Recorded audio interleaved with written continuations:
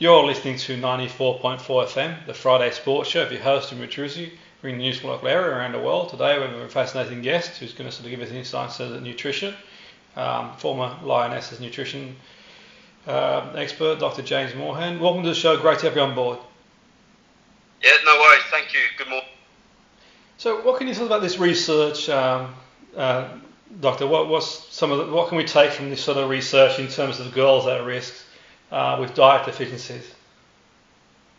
Yeah, look. So fundamentally, I'm working alongside the Agricultural and Horticultural Development Board, and they did a great campaign recently. Over 500 teenage girls filled out the campaign and the survey, and what we're seeing here is that yes, there's a third of girls, about 35%, that are inspired to play football from the Lionesses, which is outstanding, and no surprise there with the recent success. But what we're also seeing is over half of them restricting what they eat, which I've kind of seen that in practice myself, so I'm not surprised by that.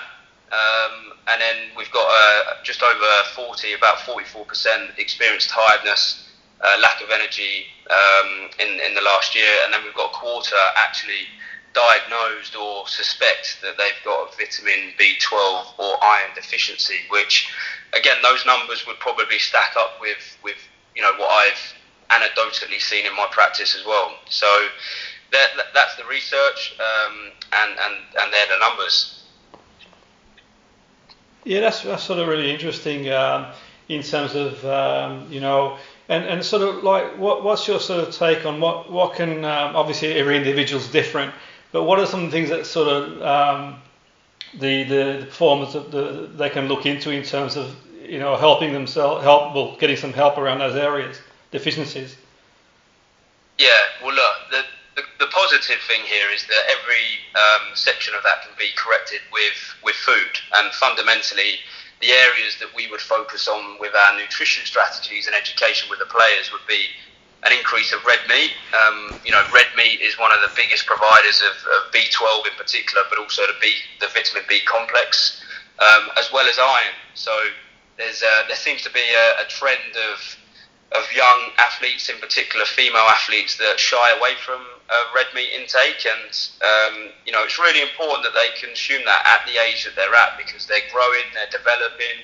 If they're being inspired by the Lionesses to take up football and exercise and run around 3-4 times a week, which is great, that's what we want for our country, but they can't be deficient in things like iron and B12. So I would be encouraging, I've got a 15-month-old daughter now, and when she's older and wants to play football, it will be, red meat twice a week. It doesn't have to be consumed every day, but certainly being consumed every week is going to be important, alongside things like pork, beef and lamb. These are all natural sources of B12. And then another area that I've also seen is, the rise in the popularity of plant-based milks instead of kind of dairy milk. And again, dairy milk is one of the most nutritionally beneficial liquids that you can consume. We've got some of the best cattle and dairy farm in the world in England, and it's quite amazing really that there seems to be a trend leaning towards the plant-based milks instead of dairy. So that would be kind of what I would be suggesting to the girls, and like I said, a lot of those iron deficiencies, the B12 deficiencies, can all be corrected quite quickly, which is a massive positive there. The other kind of data that I gave you there was the girls that restrict, and I think fundamentally here, and we were, me and Anita were chatting earlier around how important role model behaviour is, and I think one thing that the Lionesses have done for our country is really captivated role models. There's a lot of young female athletes that look up to these Lionesses now, and when I worked at the FA, one of the pillars that we used in our education curriculum was showing them what Lucy Bronze was consuming, showing them what Kira Walsh was eating the day before a game, so that they can see what these elite level international football players were consuming, and kind of give them that hook to say, look, it's not me just as a nutritionist trying to get you to eat it, like this is what the actual elite level pros are eating. and that was a really effective way to educate the young athletes. And the last thing I would say on that is that with the rise of social media globally at the moment, I do think that some of the restrictive eating or poor behaviours that we see around nutrition does come from following maybe the wrong people on social media and reading one thing and thinking that that's the right thing to be doing. And so it's down to us as dietitians and nutritionists to really educate the girls with the right information. I mean, that's really sort of interesting information there. Just sort of, I mean, that might be sort of outside the scope of the rim of the conversation, but anecdotally, I've seen sort of change in sort of over the years in diet, and more and more people are sort of, like you mentioned, they're eating plant-based diets, for example. Is there sort of any suggestions you have, in terms of anyone who doesn't eat meat, for example? Is there any ways that they can, increase their iron with or without supplements in food? Yeah, I mean, look, you can get iron from other foods. The green leafy vegetables are a great example. They're good iron sources. Also, some of the other meats you can get iron from. But if you were a strict vegan vegetarian, then yeah, you would focus on those green leafy vegetables. But also just be conscious of you're going to have to eat quite a bit of it to get the RDA of a normal human person for that iron content. And look, what I'm fundamentally not suggesting is that if you are a vegan vegetarian, you have to change tomorrow. What I'm saying is that if you follow that dietary pattern, you just have to be a little bit smarter about where you're going to get your protein intake from, where you're going to get your iron, where you're going to get your B12 from, because you can get it from other foods outside of meat and dairy, but you just have to be a little bit clever as to how that combination of those meals look. And one thing that I would encourage with every single person that's listening to this, but also the young athlete and the older population is, a rainbow a day of colour from fruit and vegetables is superbly important to help us live a really healthy lifestyle. And I do think some people have a little bit of an over-reliance on very carbohydrate heavy diets every single meal, every single day of the week. And one of the biggest changes I've seen in my practice over the last 3 years working with the athletes that I currently do is that we've really, really ramped up that intake of fruit and vegetables. And what we're seeing is better gut health markers. Anecdotally, the players are saying that their guts feel like they're feeling healthier. If you've got a better gut and it's firing on all cylinders, the likelihood is you're going to take in those nutrients far better. So my kind of summary of that there would be a rainbow a day of colour is a really important thing to remember. So don't just rely on the classic kind of when I was a child it was just broccoli. That's all I wanted to eat. That was the only vegetable I wanted to eat. But really trying to encourage people to get that rainbow a day of colour of different fruit and vegetables is going to be important as well. And again, that will just massively support an increase in essential vitamins and minerals. Absolutely. What's your sort of take on, say, smoothies, for example? I mean, I personally I throw in the sort of rainbow a day into a smoothie with some kefir type and sort of, I don't know, anecdotally I feel better after having it, but do you have a take on sort of like making a smoothie, just I guess to make the consumption of the fruit and vegetables a bit easier? Yeah, look, fundamentally it's what works for everyone as an individual, and I'm a massive fan of smoothies. They have their place. We've got some athletes I'm working with now where we're actively trying to gain functional mass. We're trying to put on quite a bit of muscle mass in the phase of the season that we are now, and for them to finish training, get home, have a smoothie where they can get 500-600 calories in there quite easily. Whole milk, some nut butter, spinach, frozen berries, some whey protein or some plant-based protein, and all of a sudden that blended up is a 500-600 calorie intake, which is great for that athlete that's trying to grow. What I've also seen, and probably more with the female athlete, is in and around training and competition, because they've either just come off of the field and they've been running around and most of the blood is in the working muscles, i.e. the legs, or when they're approaching a major tournament like the World Cup and they're quite nervous and, the adrenaline is pumping, I do see a trend to people struggling to eat because, they're just nervous and their stomach just doesn't feel like taking in a big meal. But probably 90% of the time when I say to that same athlete, could you drink something instead of eating and sitting down with a knife and fork, then the answer is yes. And that's where things like smoothies really come into their fruition, because if I've got an athlete that's really nervous about the final of a World Cup and they're saying to me, look, I don't think I can eat breakfast today, but if I can then give them a 70-gram carbohydrate smoothie mixed up with oats, banana, milk, some honey or whatever else I might put in there, then at least that's being intaked, then that's a win, that's a move in the right direction versus that athlete not having breakfast at all. No, absolutely. And I just sort of like in terms of say the part-time athletes, say obviously you are athletes, professional athletes who sort of train every day, but you've got some of the athletes that'll train like 2-3 nights a week. They've got jobs as well, and they compete on the weekend. I mean, I know I probably the scope of the conversation as well, but is there any way that they can sort of plan for their meals to try and get that balance? Because it seems to me that, anecdotally again, some of the athletes who sort of train footballers as well twice a week, for example, sometimes it's easy to sort of spiral into sort of convenience foods. What's your sort of take on sort of being able to sort of maybe plan throughout the week what they're going to eat?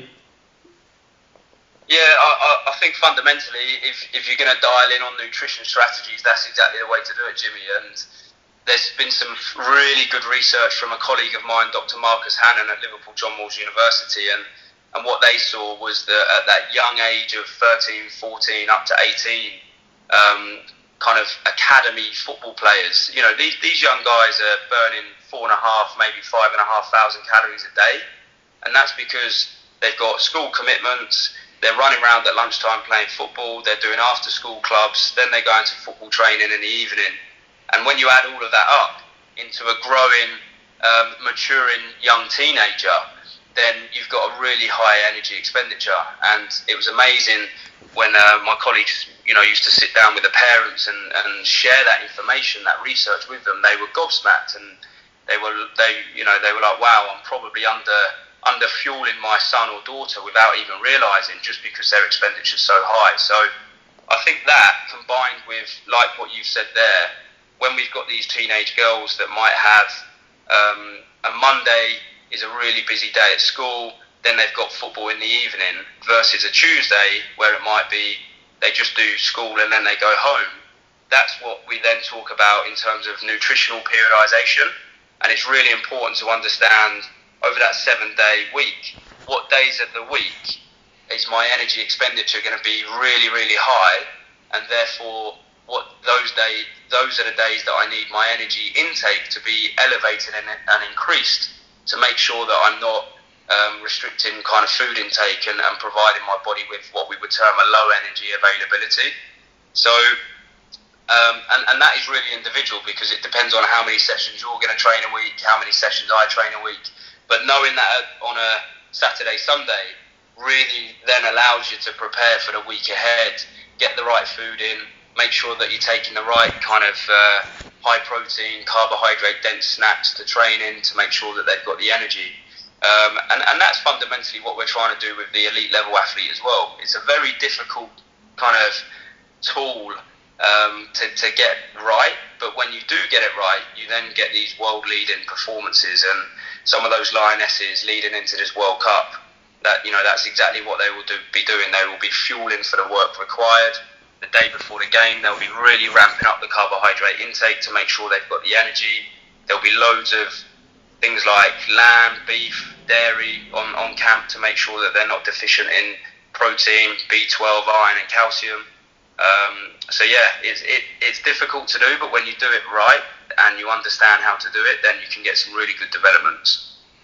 No, that's really interesting. I know I'm sort of running out of time as kind of joining, but I was just thinking in terms of the nutrition itself. I mean, I know it's hard to quantify, but how big a variable? Because sometimes we see sort of players where they'll play well one week and the following week, and sort of the coach is thinking, is it psychological? Is it physical? But sometimes I think anecdotally the kind of the coaches sometimes overlooked. They may not be eating well, and that can have a big impact on performance. What's your take on that as sort of nutrition as a variable, like in terms of performance, where sometimes you see players do look a bit lethargic and leggy and just generally sort of tired? I mean, I know it's hard to quantify, but is there sort of any sort of research or anything you can point the players towards, how nutrition does impact performance in a big way? Yeah, 100%. Look, I'm biased, but I'll back up my biases here. So, nutrition fundamentally can impact performance. It can result in winning performances, and it can result in performances that are under par and you lose the World Cup final. We did our own research at the FA with the Lionesses, and what we found was that girls that go into games under-fueled and they're not having the right amount of carbohydrates, what we do see then, and we know this from muscle glycogen studies, that you see a bigger decrease in that muscle glycogen as that game goes on. So the summary of that is that if you go into a fixture without a adequate and optimal carbohydrate intake, we know that energy runs out within the muscle. So we know that from the literature. So when we then did our own research with the Lionesses, what we found was that we actually had a cohort of players at the time where only one player was hitting the recommended amount of carbohydrate content leading into a game, and that's around 6 grams per kilo of body weight. To give you some perspective there, 6 grams per kilo on a 100 kilo player is 600 grams of carbohydrates. 600 grams of carbohydrates in food is about 12 jacket potatoes worth of carbohydrates. So what we would be encouraging the players to consume at their body weight is around that kind of 6, 7, 8 jacket potatoes worth of carbohydrates the day before the game. Now, they're not going to consume all of that in potato, but what they will be doing is trying to hit that target amount to make sure that they don't go into the fixture under-fueled, and from a carbohydrate point of view. And so, the Agricultural and Horticultural Development Board, they've got a great campaign launching today called the We Eat Balance campaign, and they've got some good recipes on their website, which people can see. And I would really encourage those listeners to go and check them out, because if you get the fueling leading into a game wrong, or you get the recovery after a fixture wrong, then in these congested fixture windows, like a World Cup and a major tournament, that can be the difference between, winning that final and losing that final. And the last thing I would say on nutrition here is that, as mammals, we eat every day, and we're the only mammal that has the ability to cook our food. And so we should enjoy that process. And every time we eat our breakfast, our snacks, our lunch, our dinner, we've got an opportunity to either support and amplify the training adaptation that we're trying to achieve, or we simply dampen it. And so depending on what goes in at that particular period of the day, you're either going to support the strategy that you're trying to achieve as an elite athlete, or you're not going to support it. Absolutely. And just in terms of is there a website they can sort of check out more details, please, listeners, if they're sort of interested to sort of follow it up? Is there any way you can sort of signpost them in terms of the website for more information, or anywhere they can go to find out more? 100%, yeah. So the We Eat Balance Instagram page is one to check out straight away. And then the website is weeatbalance.com/balanced-diet. So that would be the two areas to go and check straight away. Fantastic. So I really want to thank you for your time. It's been really informative. No doubt the listeners have found that really informative and interesting. I certainly have myself. So thanks for your time. That was Dr. James Morehen, who's been very kind enough to join us, performance nutritionist, on the Friday Sports Show. Your host, Jimmy Petruzzi, 94.4 FM. Thank you. Thank you. Take care. Cheers.